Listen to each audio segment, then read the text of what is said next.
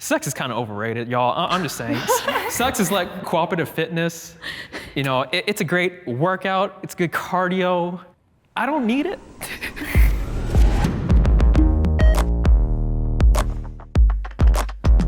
I fell in love quickly.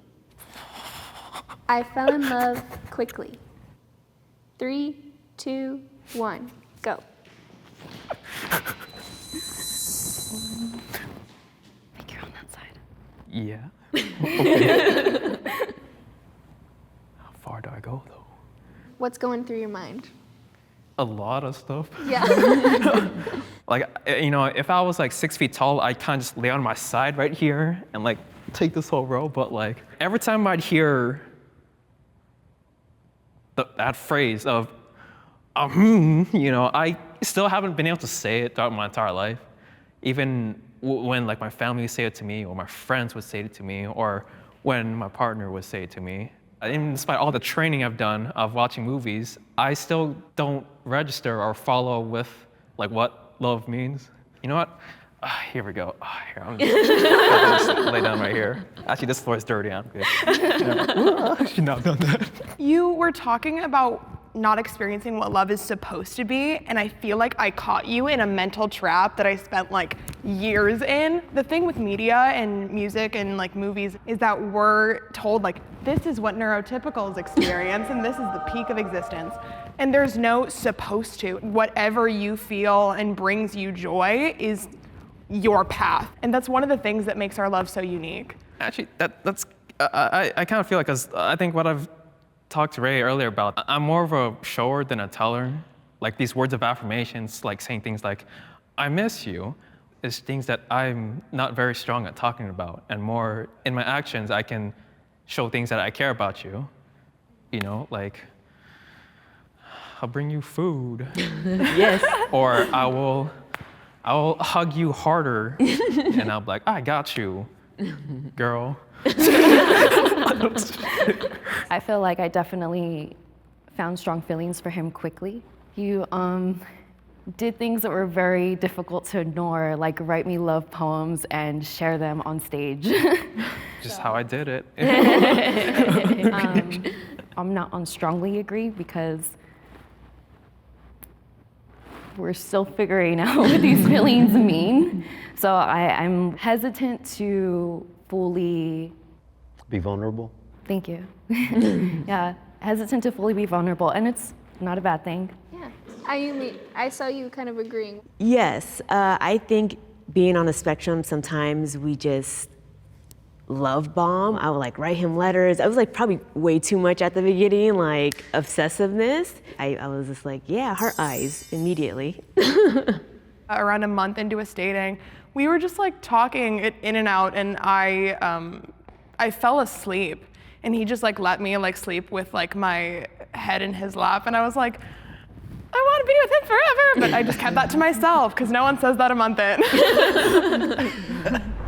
My partner wants more physical intimacy than me. 3, 2, 1.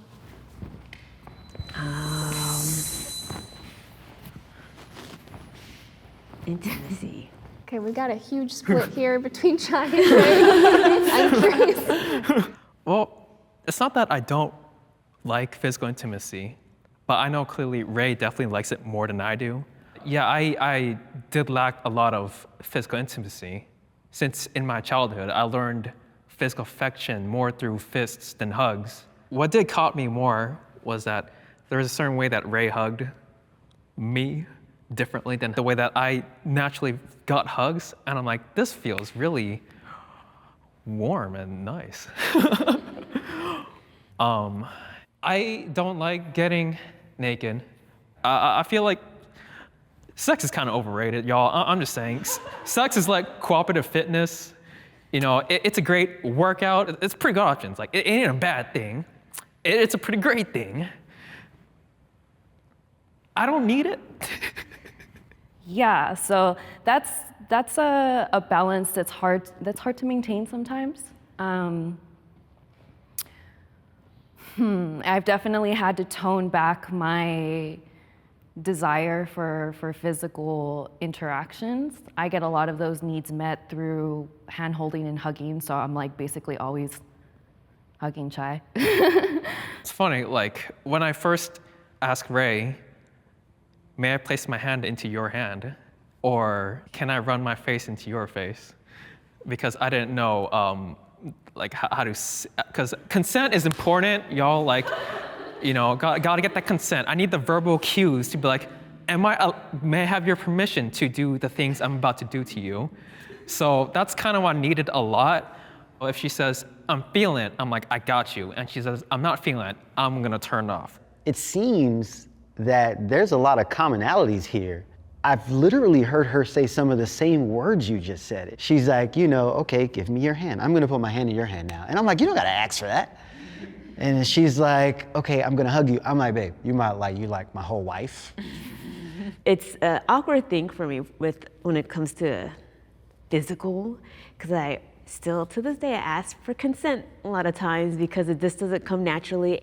I don't know, I'm like in the middle because sometimes I'm overstimulated, so he might try to give me affection and I might be like, you know, right now is not a good time. My youngest is the same way. We get overstimulated really easily, so she's like, don't touch me, don't hug me, you know. But sometimes I need a lot of affection. I'm like, come on, like, you know, comfort me, I need comforting. And other times I'm like, you know, this is too much, I don't need that right now.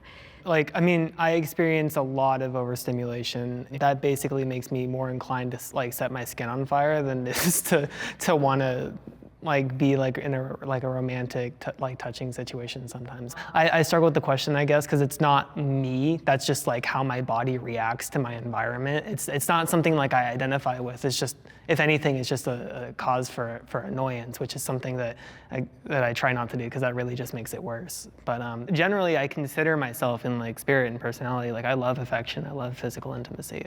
It's really good and it helps my heart like heal in many, many ways. So. I was nervous to join this relationship. 3, 2, 1.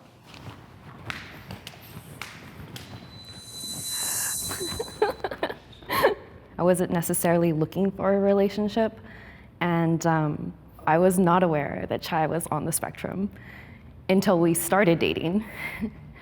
I just thought he was awkward. I mean, that's still true. Which is still true. For me, I immediately knew that the relationship was going to be more difficult than I thought it was going to be, but it wasn't a make or break deal. This was also my first relationship, and you know, Ray gave me something that not a lot of socially awkward, introverted guys with low self-esteem is that was, you know, attention and affirmation, you know, kind of the AA batteries for people with low self-esteem.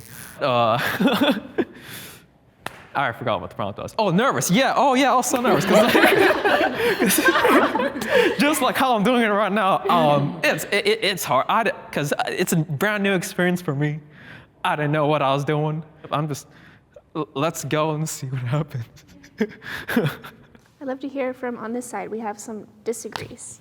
Well, I'm dyslexic, so I read the signs wrong. Oh no, I'm on the wrong side. Go for it. You can move too. I was gonna say I somewhat agree.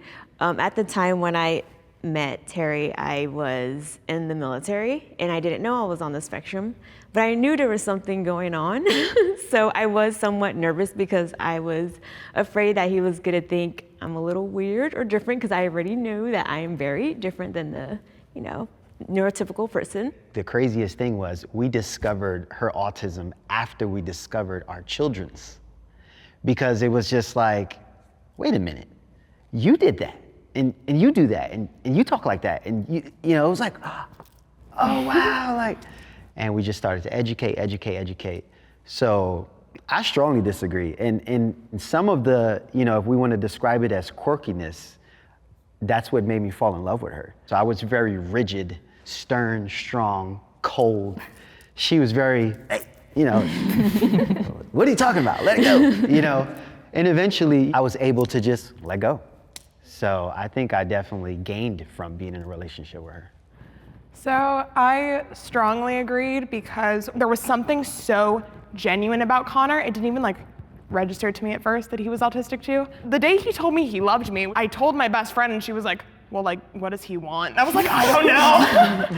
But since then, it's been incredible, and he's created such a safe environment for me, and it's the best relationship, and I love him very much, so. I remember when we first met, we were at a park with a bunch of people we barely knew, and we were both stressed about that. That's and we so true. like the first time I even caught her eye, we gave each other like a stressed out side glance from being in a social situation. I'm like, yeah, because I've always gravitated towards people who are not neurotypical, and like she's not normal, but it's okay. It's okay. Ain't nothing wrong with that. We had talked a lot about like wanting to find people, like how we'd wanted to find someone that we could like open up to in the face of trauma that we'd both experienced. And it was at that point I was like, okay, like the nervousness will have to come to an end, and I think this is the person that I want to like retrain my brain into like doing that with. I want kids on the spectrum. 3, 2, 1, go. We have kids on the spectrum. I know.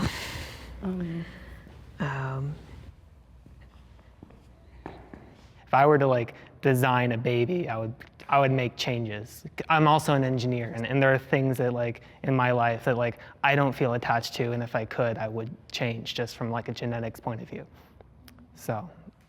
I don't see that there's any fault in being on the spectrum, because this disability is just that society sees as our inability to communicate or talk to people, that to portray our intelligence, not by our minds, but by the way we speak. Why wouldn't you want, like, to love your kids, whether they're on the spectrum, or any sexuality, any race, gender, or however? I suppose mostly my strongly disagree comes from what the way the world is kind of seeming like going now for our future generations. So that's more like, do I want kids? I mean, probably not really. We have children on the spectrum. And man, being with Ayumi and having kids to discover that has literally changed my life. It's changed my patience, it's changed my observations of self, it's changed all of the trauma that I grew up with, you know, like, although it is definitely a learn as you go experience, and I definitely don't have, you know, a closet full of all wins, you know, I definitely am grateful for that opportunity. They're amazing, like literally the most talented little girls ever. I do feel, you know, sad because they do have challenges with making friends and not being able to, I guess, be the neurotypical kid and being able to understand directions right away. So I do have to think, like, do I want another child to, you know, have to go through that? So I say somewhat agree, because there's a lot of challenges that I had to go through that my kids are going through, so. But amazing people, little humans. I have felt difficult to love. 3, 2, 1.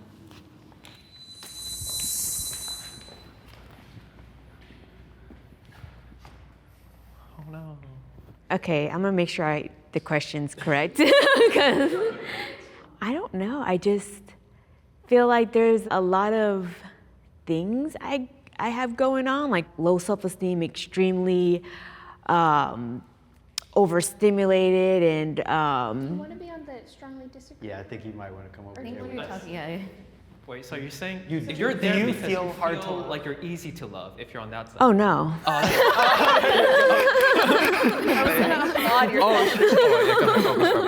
Oh man! Yeah. Oh, look at it. Can we start all over? Line's not long. Okay, I teleported on this We're such side. an unlovable. I'll start from the top. Okay, so yes, I do feel like I'm very difficult to love. It's hard to be vulnerable, and being on the spectrum on top of that, it's just hard for me to communicate, or I might overreact. You know, it's just, I feel like more than the typical person, I have a lot more things going on. So I'm just like, why would somebody love me when I have all these things? I can't even follow simple directions, or I can't even communicate something. So I just feel like I have lots of obstacles. First, I'm going to say that This room should be a living example of our belief that we're difficult to love is not real, because everyone probably thinks that way to some degree. And she's easy to love. She's a great mom, and I can sit up here and talk for hours about why I do love her and how easy it is, but I also understand she does have the challenges that she mentioned, but so do I. I also agree that I'm difficult to love, even though I would hope that she disagrees. But you know, if you choose to love me, you know, love me for my strengths and help me through my weaknesses. So that's how I see it. So it's funny for me, like holding Connor's hand and being like, I feel hard to love, but autism itself is not the reason for that. For me, it's other disorders that, like, because I experience a lot of dysregulated emotion, like unpredictable waves of rage and paranoia and just things that I think would be stressful for a person to deal with being with me. But Connor has been very patient, and I want to make him as happy as I possibly can, even in the midst of my challenges. For me, finding her hard to love isn't something that I think about. It's not something that I experience. I find her easy to love because I love her a lot. But in my personal experience, like the way my brain seems to work is that, like, if my brain's in the mood to perceive myself as like not likable or unlovable, it immediately summons the ghosts of everyone in my life that I've ever thought displayed that kind of reaction to anything that I may or may not have done.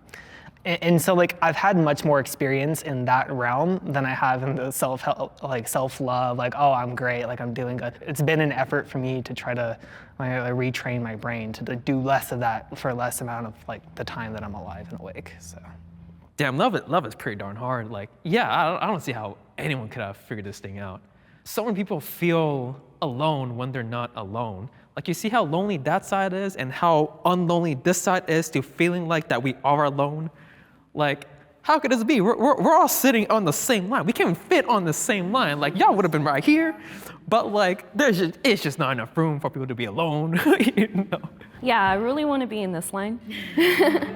But I'm in this line because even though I've expressed feeling not safe or feeling lonely or feeling like I don't know who to turn to or who will accept me, I know that these feelings are transitions, and there's something that I need to find for myself within them. I'm trying to get over there, or it's difficult to, yes, over there.